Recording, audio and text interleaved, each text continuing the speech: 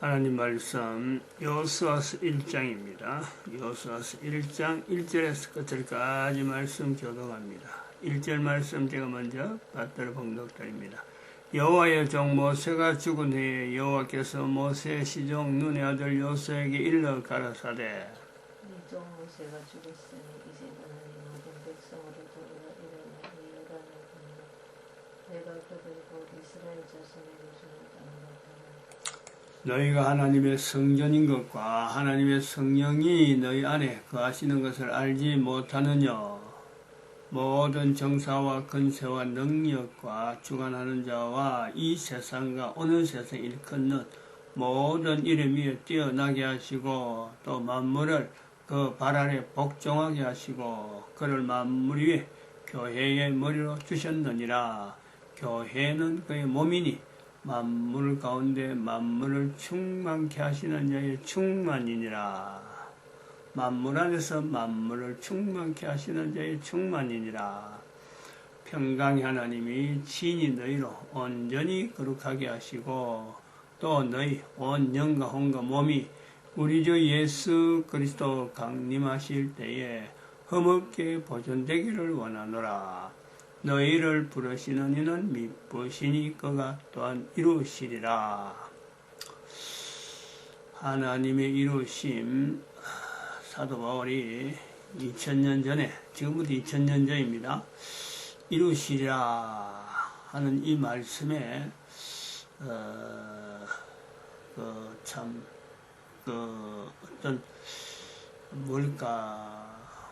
미확정된 건데, 미확정된 상태인데 이 확정된 것으로 표현하는 것도 있고 확정된 자체를 계속해서 이어갈 것이다 하는 것도 있다고 봅니다. 미확정이라는 것은 이스라엘 자손들을, 이스라엘 사람들을 입장을 보면은 하나님께서 함께 하신다 하는 자체, 하나님이 이루심이라는 자체는 이스라엘 역사 가운데 사도 바울이 있는 당시에도 계속 진행되는, 하나님이 뭘 이룰까? 뭘 이루기 위해서 하나님은 이스라엘 백성들을 그 엄청난 과정을 겪어서 지금 현재 로마에 의해서 통치받으면서 백성들이 굉장히 고통스럽게 보내는 그 환경이잖아요. 근데 또 한편으로는 지금 예수 그리스도로 말미암아 모든 인류에게 그 예수님이 나타나심으로 인해서 이스라엘 백성들이 바라던 예수가 다시 올 것이다. 즉 예수는 구원이거든요. 구원자, 구원한다 하는 내가 그 백성을 하나님이 구원한다 뜻이 그 예수란 이름에 들어있단 말이죠. 예수님에 대해서 전하는 사도 바울은 이 부분을요 항상 비교하고 있는 거죠. 구원자로 왔으면은 뭔가 구원에 대한 실적이 나타나야 되는데 어떻게 이 구원이 예수님이 오셨다 하면서도 또 자기는 또 예수님을 신이라 하나님이라 믿게 되어지는 그 과정에까지 자기 자신도 그 부분이 이제는 직접 뛰어들면서 전달하고 있는 이 과정에서 구원이라고 하고 있는 이 예수 그리스도께서 오셨다, 다 이루었다 하는 이 부분이 이스라엘 역사 가운데는 도대체 어떻게 적용되는가? 사도 바울이 이 두 가지를 아마 고민하지 않은가? 오신 예수 그리스도의 구원은 이스라엘 백성들에게 어떻게 이루어지는 거며, 그래서 어떻게 이루었다라고 할 수 있는 것이며, 또 모든 인류를 향해서 볼 때는 지금 자기가 전도를 하면서 보니까 이 지역에도 가니까 이스라엘 백성들에게만 반응할 수 있는 그 구원에 대한 확신들, 고백들, 그런 것이 고백되어지는 걸 보면서 이 사도 바울이 오히려 힘을 얻죠. 자기 한 걸음 한 걸음 걸어가는 걸음에서 자기로 말미암아 이 구원이라고 하는 이 자체가 이루어지는 것에서 예수 그리스도께서 오신 것에 대해서 이게 다른 사람들이 지금까지 전혀 참 유대인들로서는 가까이 하지 않았던 그런 사람들이 반응한 걸 보고 자기 자신의 삶을, 우리는 뭐 사도 바울이 힘들게 참 여행했다 하지만은 아마 제가 볼 때는 사도 바울 개인적으로 보면요, 그 힘든 것보다는 더 내적으로 솟아나는 그 힘, 외부에서 들어오는 그 힘을 얼마든지 이기고 오늘 하루 보내고 또 내일 하루 보내고 이 하루하루 보내는 그 힘이 예수 그리스도를 만난다고 하는, 자기 자신은 예수 그리스도를 성경을 통해서 여러 가지 전가하고 아라비아에 가서 한 몇 년 동안 고민하다가 결국은 이제 정인이 되어서 지금 걷는 걸음은 있지만은 자기는 지금 어마어마한 내적인 그 어떤 투쟁, 경력, 그걸 갖고 예수를 또 전하는데, 예수 그리스도가 구원자라 하는 그 자체를, 사도 바울을 만난 사람은 단번에, 불과 뭐 몇 번 안 만나서 사도 바울이 예수 그리스도를 알아내고 이것을 믿는 과정에 비하면은 사도 바울을 통해서 만나는 사람은 너무 쉽게, 너무 간단하게 고백한다는 말이죠. 그 고백 자체에도 의심이 갈 정도로, 그런 한편으로는 그런 걸 보면서 그 속에 내적으로 이루 말할 수 없는 그 뿌듯함, 어느 누구도 그런 아마 이 고백은, 사도 바울 같은 그런 경험은 하기 힘들 정도로 말로 표현할 수 없는, 이거는 우리가 이제 뭐 참 예수 그리스도를 전하는 전도를 해보면은 이런 게 느껴지거든요. 우리도 이 전도를 하는 게 뭐 참 얼마나 그죠, 뭐 어쩌 보면 좀 뭐 예사와 같고 뭐 별로 힘이 없는 것 같은, 전하는 사람의 입장에서 보면은 자기 자신도 완성되지 못한 모습에서 이거 전도한다면서 예수 그리스도 이름을 전하는데 뜻밖의 상대가 예수 그리스도한테 막 달려드는, 또 이렇게 쫙 빨려오는, 아니야말로 뭐 기다렸다든지, 내가 옛날에 참 예수를 만난 적이 있는데 오늘 참 귀하게 만났든지, 이런 말을 들으면요, 뭐 전하는 사람은 이루 말할 수 없죠. 누구한테 나눌 수 없는 어마어마한 희열이 그 속에 있게 된단 말이죠. 이걸 조금 비춰보는 거죠, 사도 바울한테. 사도 바울의 입장이 얼마나 어려웠겠느냐, 당시에. 지금도 선교한다는 건 어려운데, 그 당시에 얼마나 어렵겠느냐. 그 힘이 뭐냐, 그 힘이. 이스라엘 백성들의 그 처지를 사도 바울이 생각하면서 어떡하니 이스라엘 백성들의 회복을 위해서 그렇게 살아오다가 예수 그리스도를 만난 이후로 변화된 자기의 모습하고 비교해보면, 자기는 분명히 이스라엘 족속인데, 지금 행적은 이스라엘 백성들이 지금까지 바라던 것에는 전혀 도움이 안 되는, 그 도움이 되려고 자기는 나름대로 평생을 준비해 왔는데, 실제로 자기 현재 입장은 이루리라, 하느님이 다 이루리라 하고 하는 이런 말을 하는 입장은 지금 데살로니가에 사는 것, 데살로니가에 있는, 데살로니가는 지금 사도 바울의 입장에서 보면요, 이건 이방인이 이방, 이방인이거든. 또 우리가 읽은 고린도전서 3장 16절 같은 경우는 그 데살로니가에서 밑으로 있는데, 고린도라 하는 지역은 그 바울은 학문이 높기 때문에 그런 소문은 많이 들은 걸로 알죠. 고린도 지역은 그건 뭐 정말 사람이 가서는 안 되는 지역. 그런데다가 너희가 하나님의 성전인 것과 하나님의 성령이 너희 안에 있는 줄 알지 못하냐 하는 말을 하는 자신의 그 입장에, 그 하나님이 이루심이라 하는 이 부분은요, 하나의 숙제죠, 숙제. 저는 그래 봅니다. 표현은 이루리라 하고 하는 이 표현에 대해서 이것 자체가 그래서 의문이다, 이거는 불확실한데 이런 표현 한다는 건 아니고, 분명히 자기를 통해서 이루어지는 하나님의 섭리를 볼 때 이거는 분명하게 지금 자기 행동에 대해서 정당성을 이야기는 하지만은 이스라엘 백성들에 대해서 반대편으로 생각해 보면요, 의문투성이죠. 어떻게 하나님이 이루심에 내가 관계될까? 요거죠. 자기 스스로 이제 이거 관계하는 거예요. 이거는 연결해 보고서 고민하는 거란 말이죠. 이러한 고민을 지금부터 2000년 전에 사도 바울처럼 우리가 뭐 성경에 정통한 건 아니지만은 국가 역사 정체성이라고 하는 이 내용을 복음이라고 할 때 이걸 복음이라고 하는 사람의 입장에서는 사도 바울과 같은 이런 고민을 하나님이 미쁘신 하나님의 이루심에 대한 이 내용을 어찌 보면은 그 국가에 걸어가는 걸음에 현재적으로 걸어가는 걸음에 도대체 장래가 이 나라의 장래가 어떻게 될까 하는 그 고민이 없지 않아 있죠. 그건 없을 수가 없는 거죠.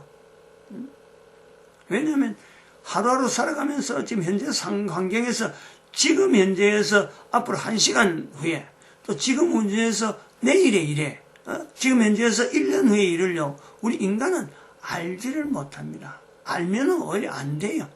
알면은 못 사는 거예요. 알지 못하도록 만드는 건 어쩌면 하나님의 은혜죠.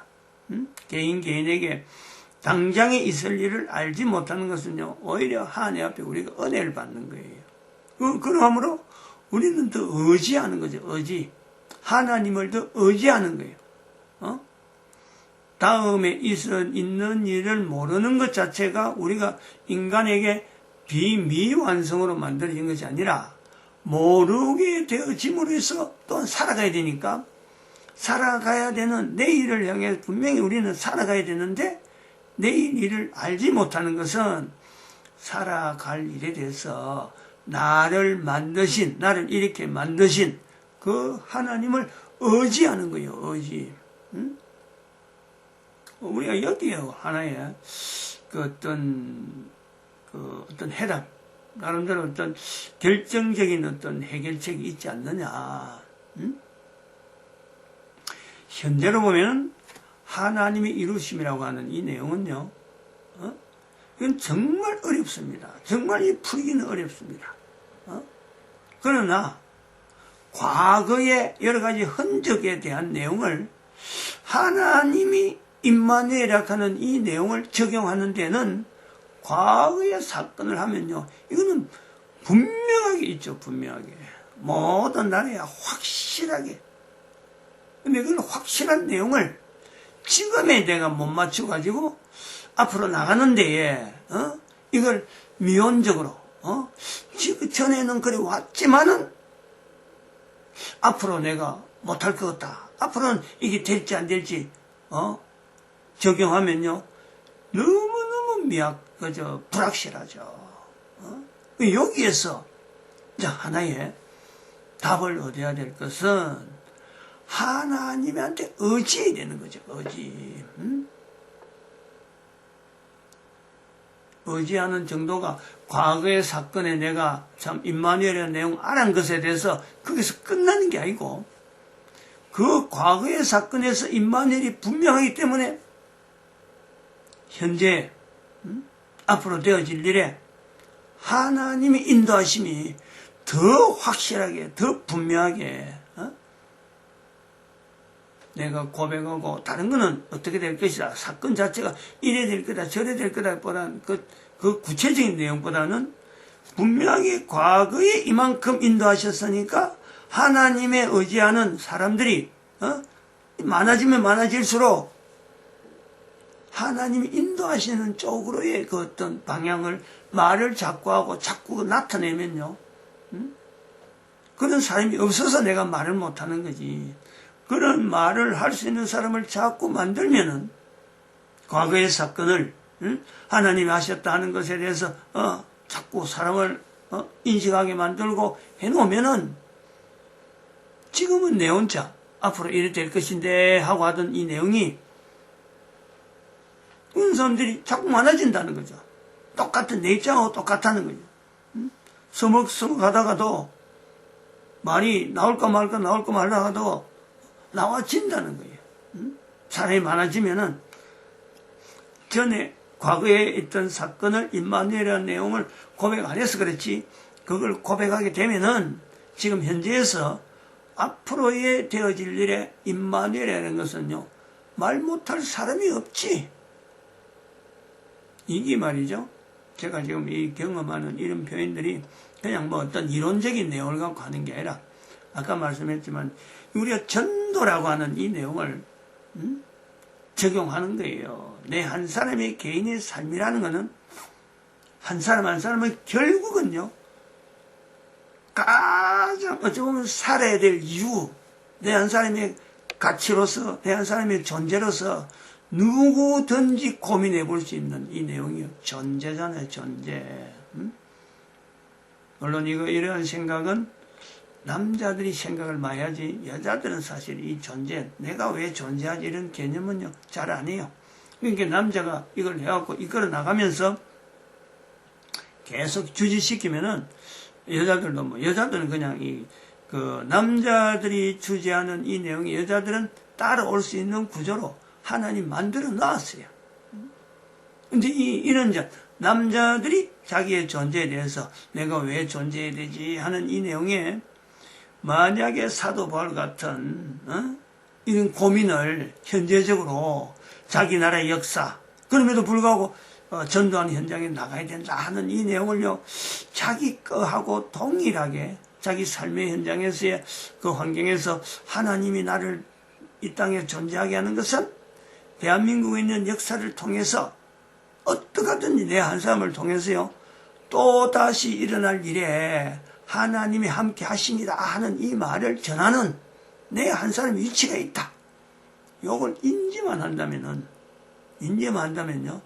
나는 반드시 말을 하는 거죠, 말을. 과거에 있었던 임마누엘의 역사를 다른 사람들에게 알려주고, 앞으로 되어질 일에 대해서도, 어떤 어려움이 있더라도, 어떤 환경에서라도 하나님이 임마누엘을 적용하면서 과거의 임마누엘이 또 앞으로도 임마누엘 되는 것은 하나님은 미쁘시라는 거 아니에요? 미쁘시라는 거예요. 하나님은 미쁘시니 그가 또한 이루시라. 데살로니가전서 5장 24절에 있는 말씀의 의미가 바로 그러한 사도 바울의 입장과 우리 입장이요, 서로 만날 수 있는 그런 요소가 있다. 대한민국이 현재 국가역사 정체성의 모델이라 하는 이 말이 한 사람의 입에서 우연히 나온 것 같으나 이거는 결코 우연한 내용이 아닙니다. 대한민국 역사를 알면은, 역사를 좀 더 임마누엘이라고 하는 요소를 하고 들어가면 들어갈수록요, 이스라엘 백성들, 성경에 있는 이스라엘 백성, 성경을 근거해서 우리는 이스라엘 백성들 하는 어떤 이런 모형을 만들어 놓는데, 그러면요, 사도 바울이 고민하는 그 시점에서 보다도 더, 이스라엘의 행적이 엄청난 어려운 행로가요. 사도 바울은 그렇게 표현하고는 이제 자기는 다 소천하고 이 땅이 없지만은, 한번 봐봐요. 사도 바울 이후로, 즉 지금부터 2000년 동안, 정확하게 우리나라가 해방하는 1945년까지 이스라엘은 2000년 동안 나라 없는 백성. 사도 바울이 그 당시에도 로마 제국 속에 있는 이스라엘 백성을 볼 때 한 600년가량요, 이스라엘 백성이 나라가 없었어요. 그러니까 로마 제국에 밟혔단 말이에요. 그러니까 고민하고 있단 말이에요. 그런 속에 자기는 지금 로마 제국이 베푸는 그 로마 전국을, 지금 천하를 지금 막 다니면서 복음으로 가지고 막 시비가 드는 거 아니에요. 이곳에 가서 복음, 저곳에 가서 복음하고 전하는데, 그 개인의 갈등은 국가와 더불어서 이 복음에 대한 이런 이스라엘 국가죠. 이스라엘 나라 민족의 장래와 복음의 어떤 보면 이질적인 것 같은데, 또 한편은 자기에게 어쩔 수 없이 힘이 막 솟아나니까 또 그 힘 가지고 하게 되는데, 그 이후로 500년, 600년 동안의 그 나라 없던 그 내용을 보면서도 이스라엘이 어떻게 될 건가, 내하고 어떤 관계가 있는가 하던 그 고민을 하던 그것보다 더하게 2000년 동안 이스라엘 백성들은 나라가 없었단 말이죠. 이런 것을 우리가 한번 연결해 보면은 대한민국이라는 것은 이스라엘 백성들이 2000년 동안 없는 동안에 그 이스라엘 백성들이 대한민국하고 연결된다는 거예요. 연결. 성경에도 어디에도 기록이 없는데 오히려 사도 바울이 기록하기 전에 그 2000년 동안의 기록은 뭐 역사 속에 다양하게 찾을 수 있는 요소가 또 있긴 있지만은 어찌 보면은 그 전에 사도 바울이 전혀 고민하지 알지도 못했던 바벨론에 포로 갔던 이스라엘 백성 중에서 사도 바울은 가나안 땅에 온 사람들 중에서 지금 후손들인데 가나안 땅에 오지 않은 바벨론에 포로 갔다가 페르시아에 갔다가 그 다음에 거기서는 어느 정도 이제 정치적으로 밀려가지고 자기들 세력이 약하니까 인도 쪽으로 내려갔다가 또 인도의 세력 때문에 또 밀려가지고 중국으로 갔다가 중국의 세력에 또 밀려가지고는 대한민국의 가야 땅을 마지막으로 왔던 사도 바울이 전혀 생각지 못했던 그 어떤 흐름이 있단 말이에요. 대한민국에서 또 거쳐갔으면 우리는 또 우리는 이 가야라고 하는 이 내용이요 우리하고 연결될 만한 유대인하고 연결될 만한 내용은 없습니다.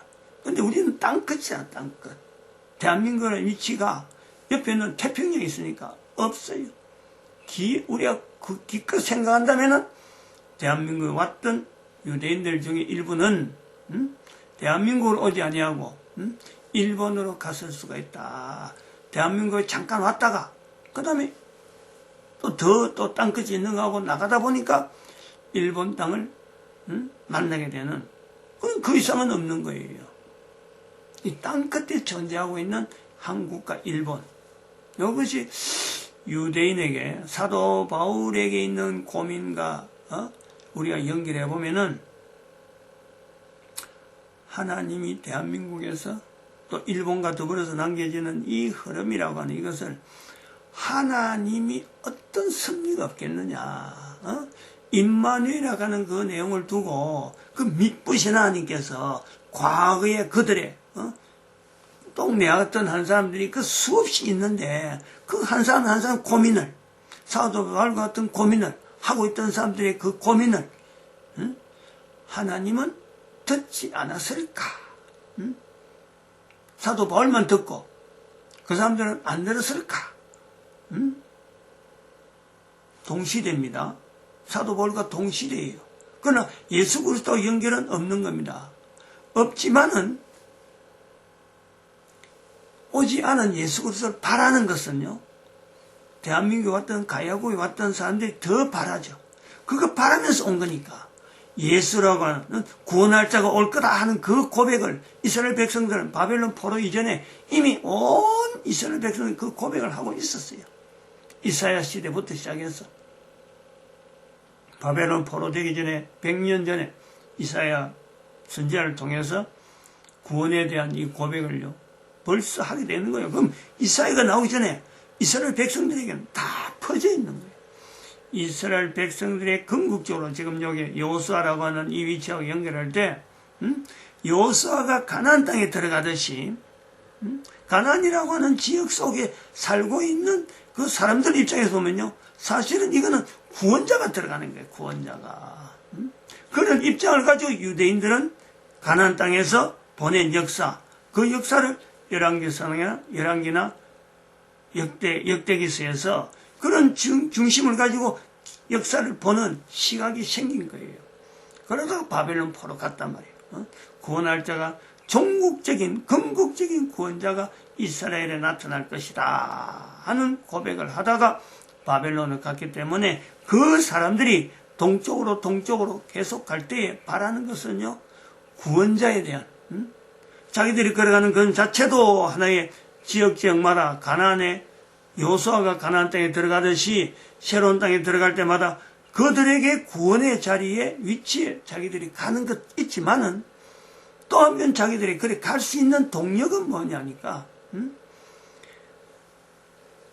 궁극적으로 이스라엘 백성들이 약속하신 그 구원자를 바라는 그 소망이잖아요. 그 소망. 이 야소라는 말이 그래서 나오는 거예요. 야소. 야소라는 뜻이 바로 구원자예요. 구원자. 그 내용이 석가한테 전달되었을 것이고 페르시아에서 전달되었을 것이고 그래서 그 야소라고 하는 그 내용에 가야잖아. 가야, 야소. 야소를 추구한다. 가짜는 추구할 자라면 되고 뭐 영입이라 하는 이름도 되니까 예수가 들어갔다. 구원에 대한 내용이 들어갔다. 그 말이요. 그리고 이스라엘 백성들, 유대인들은요, 문서를 남기지 않은 거예요.